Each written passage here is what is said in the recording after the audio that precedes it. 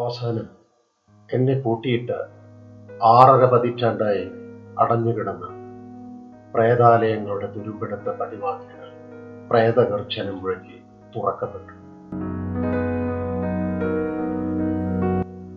പ്രേതാലയങ്ങളിലെ അശരീരികളുടെ അസുഖകരങ്ങളായ ആക്രോശങ്ങൾ എന്നോട് ആവശ്യപ്പെട്ടു.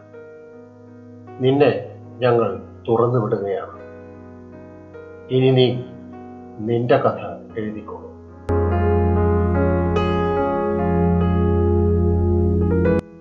അപ്പോഴേക്കും പേന ഒതുക്കി പിടിക്കേണ്ട എൻ്റെ ചൂണ്ടുവിരലും നട്ടുവിരലും പെരുവിരലും അവർ അരിഞ്ഞെടുത്തിരുന്നു.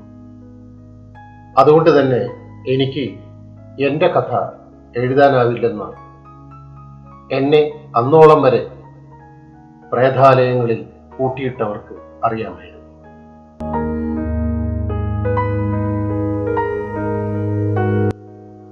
പക്ഷേ അവർ അരിഞ്ഞു കളഞ്ഞ നാവിൻ്റെ വാലറ്റം എന്നിലെവിടെയോ പിടയുന്നുണ്ടായിരുന്നു.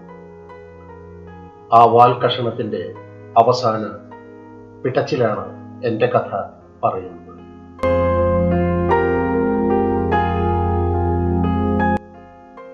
ആത്മകഥായനം എൻ്റെ അവശേഷിച്ച ജീവന്റെ പിടച്ചിലാണ്.